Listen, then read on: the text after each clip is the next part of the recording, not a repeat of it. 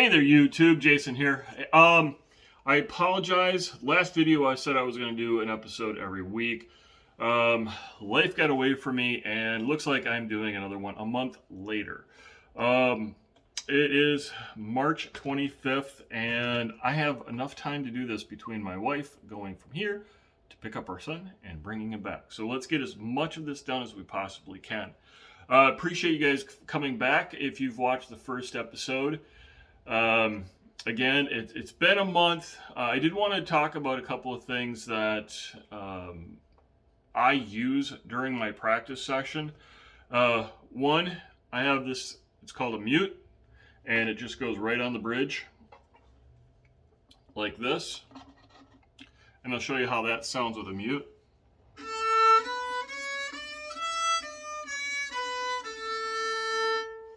And it's really nice for being able to practice around the family, or if you're shy and you've got a new piece that you're learning and you don't want the rest of the family thinking you're killing a cat. That is a really nice tool to have. I did talk about metronomes, and I'm a huge advocate when it comes to metronomes. I kind of briefly showed this last time, but this is one of the tuners that I use. If you're willing to go out and spend the money, this is a nice one. It's got a really nice click. This here allows you to divide based off the beats. If you're doing 4/4, 3/4, 6/8, whatever, you can get that solid beat at the beginning of your song. And the last thing that I had talked about was tuners. So this is one of the tuners that I use when I don't want to take the phone out. Just a regular chromatic tuner. Picked it up for like $10 at the local music store. This one's all right. You just put it right over the note that you want and blow on it. Because modern companies like make things less expensive so they can make them less expensive for you. I'm not overly thrilled with this one. Because the plastic spindle that separates this, and it's really a glorified circular harmonica. It spins too easy, so you have to kind of bite it between your teeth. And you just kind of exhale a little bit. You don't really blow through, you just exhale. If you don't want to go out and spend money, which totally respect, for tuners, there are, I use G-string for both my guitar, all my instruments that I have to tune, except for my wife's cello. We do something different with that. And as far as metronomes go, Soundbrenner's a really nice free metronome that you can use, and it's even more intricate than this, so you can break down your beats, and it has every single increment. This other one skips like every 4 beats. So let's tune up. I found one of the problems that I have trying to play along with other people off of YouTube, they tend to not provide their tuning. So I end up being like a quarter step sharp or flat from them. So I'm gonna run my strings through a couple bows of each, and you can tune up if you want to try playing along. And remember I talked about my wife's cuckoo clock? There it goes again. And I guarantee it's going to be in every episode. And not because I plan on it, but because that thing likes to go off right when I don't want it to. All right, here we go. E string first.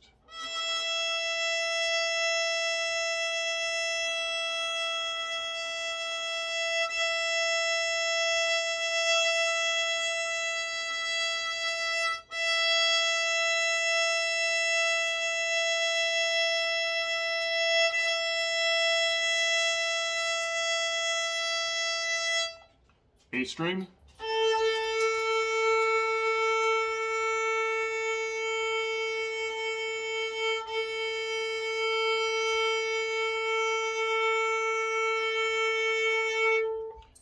D string.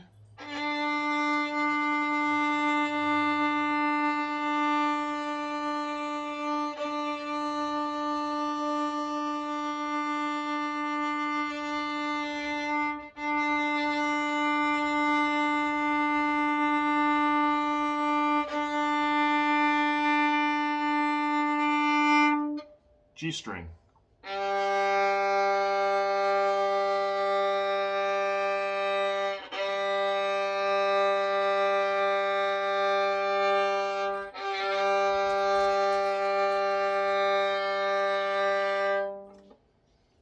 All right, so hopefully you are tuned up.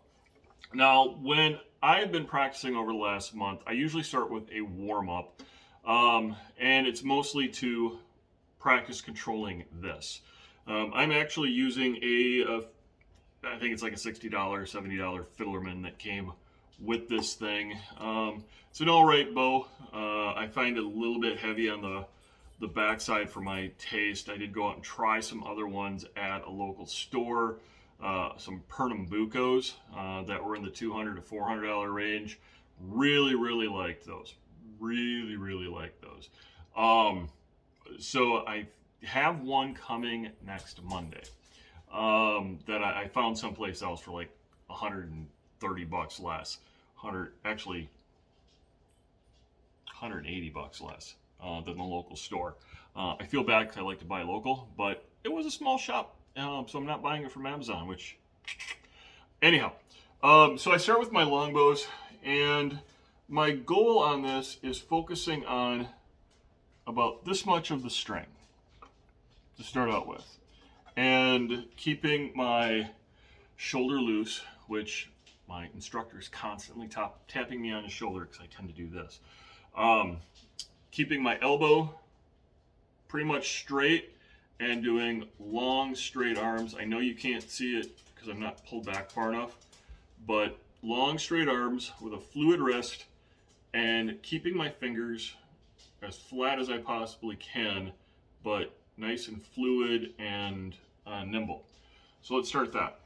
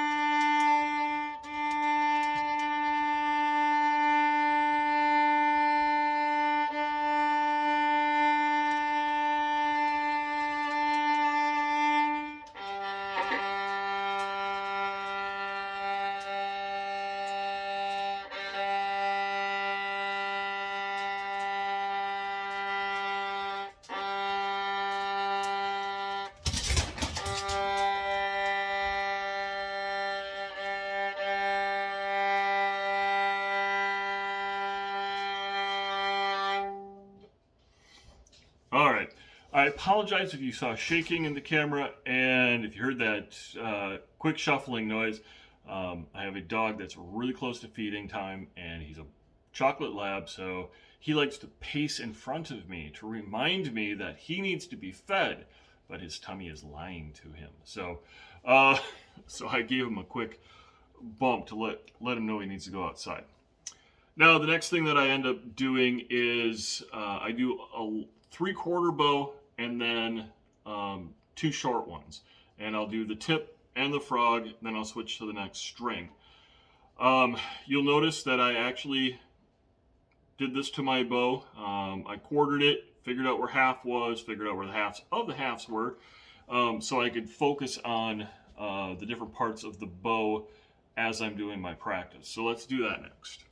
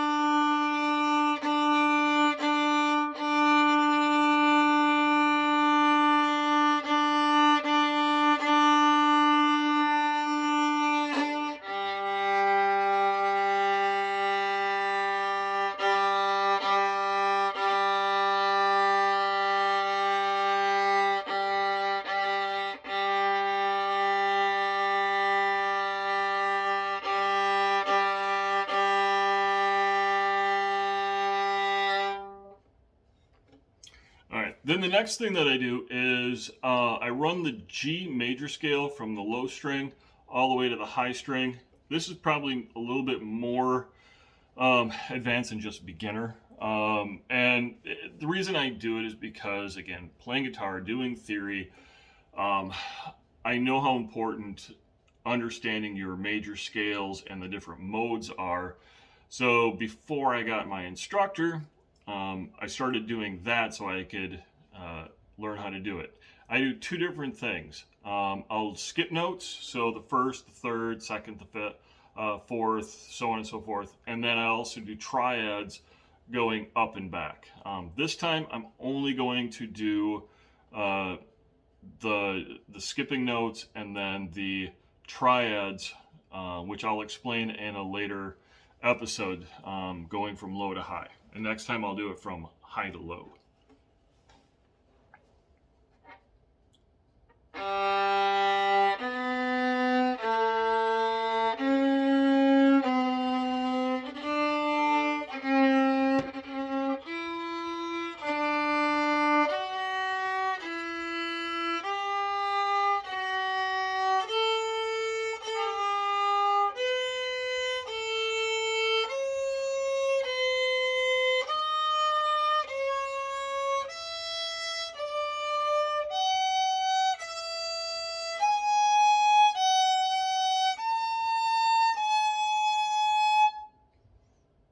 All right.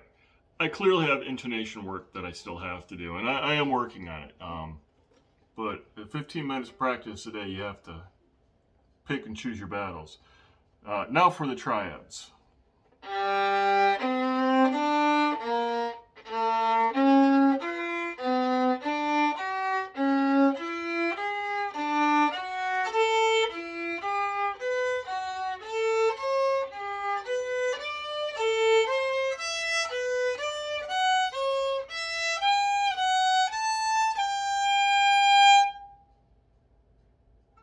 I'll do a little slower this time.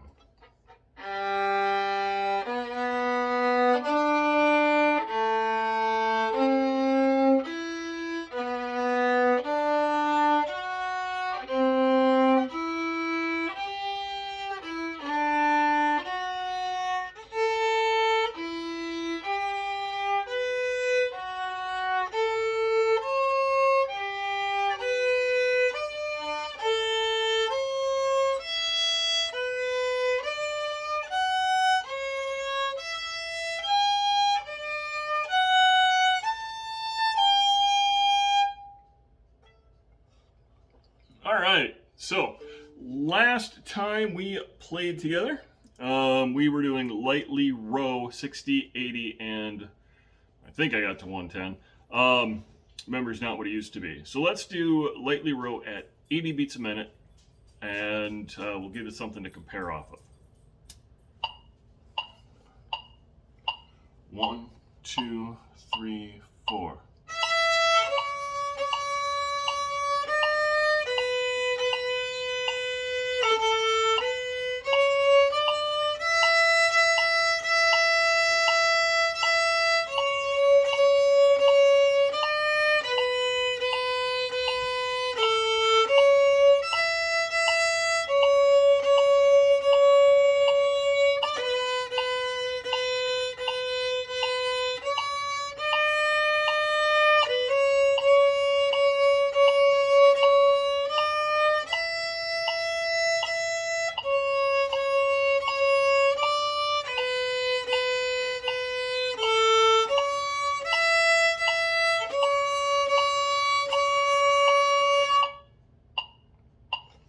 All right, it's a little bit better. My bow's staying more where I want it to, a little bit more bow control, but paying attention to so many things at once, I tend to get distracted and kind of forget where I'm at and which notes I'm supposed to be playing. So let's go on to Song of the Wind, which is page 28 of the Suzuki book. I gotta move some of this garbage. I'll be out of frame for a second.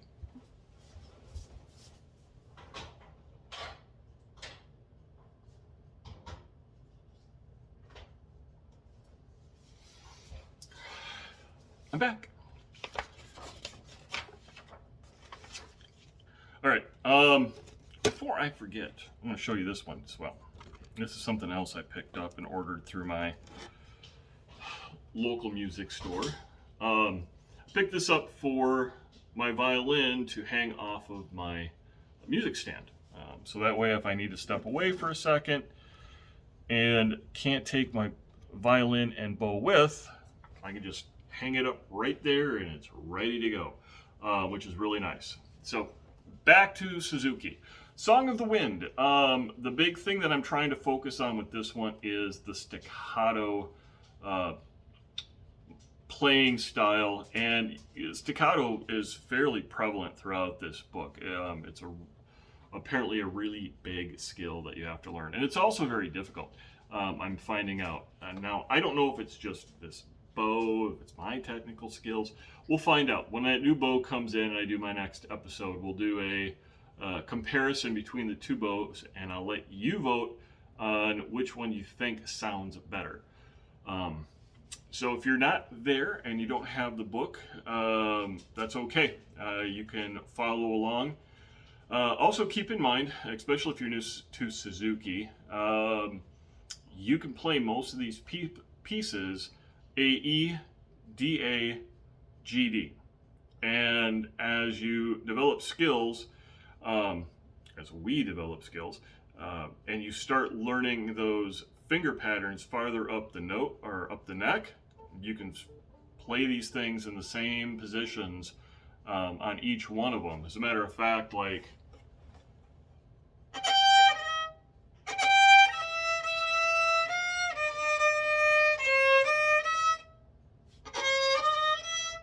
ugh.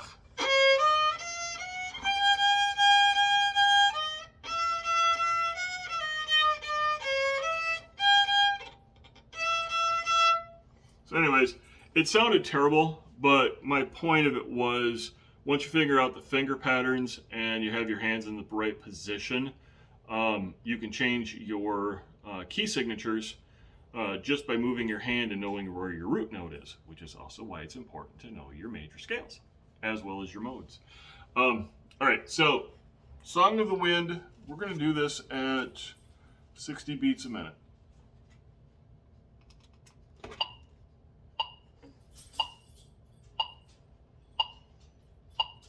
One, two, three, four.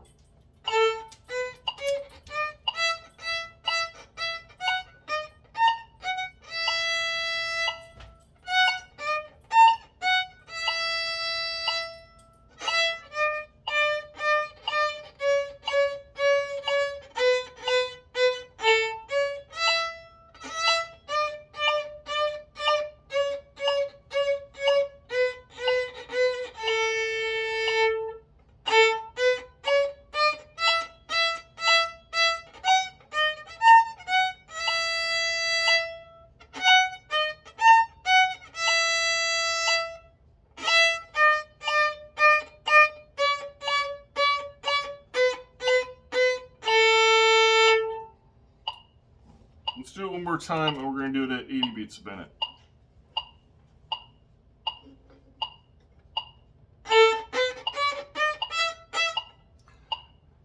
One more time at 80 beats per minute.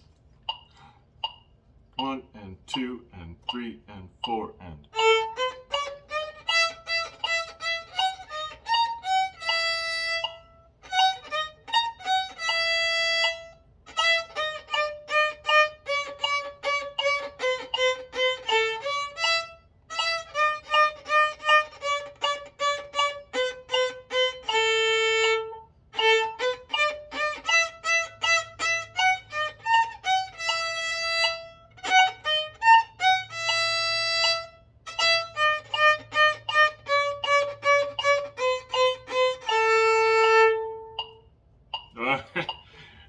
Still work. Keep in mind, it's only been since end of December since I've been playing again. Chill out. All right, no. You know, if there's anything I've learned in these last 51 years, give yourself credit for whatever accomplishments you're making and the fact that you're trying. Have fun. Enjoy it. yes, it's challenging. Any instrument's going to be challenging, but just take enjoyment in the fact that you're really trying to do something. And when you get to the end of this road, actually, I don't think there's ever an end of this road. You just keep learning and learning and perfecting.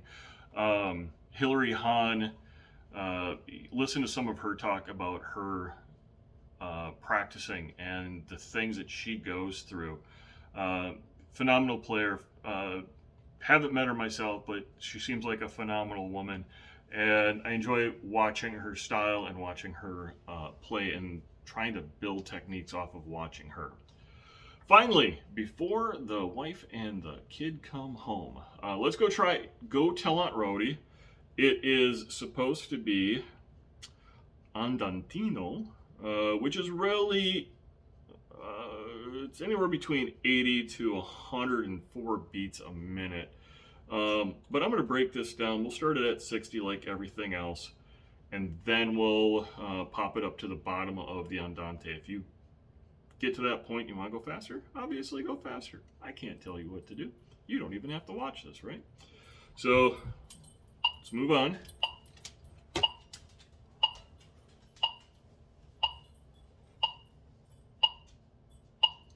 One, two, three, four.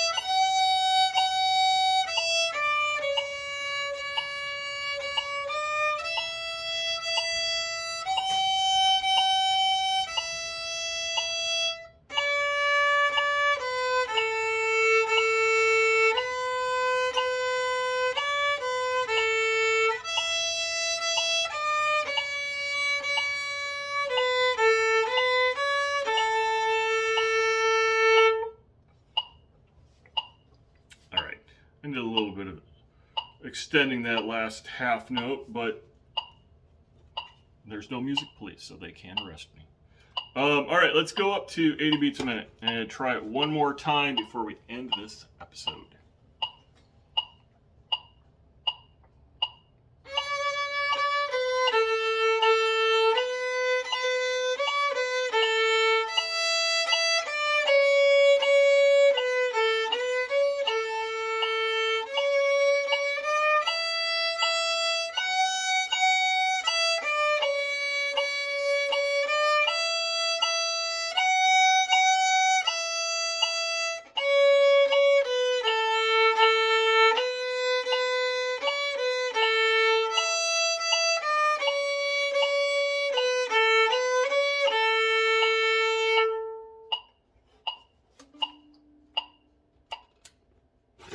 All right.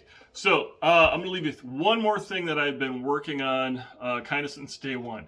Love the classical stuff. I really want to be technical with that, but I also really enjoy the fiddle tunes. So I have a book of reels, jigs, and something else. But here's one of them that I've been working on. I want to document it so that a year from now I can do a side-by-side comparison.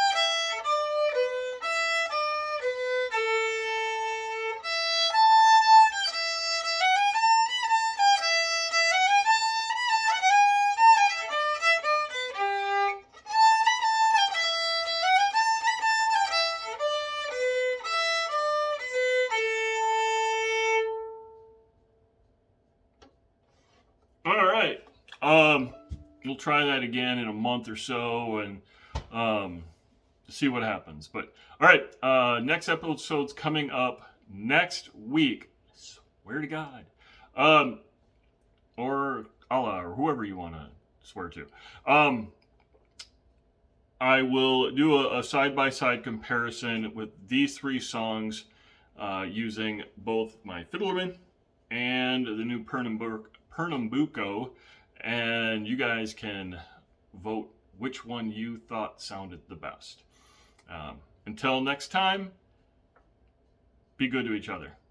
Bye.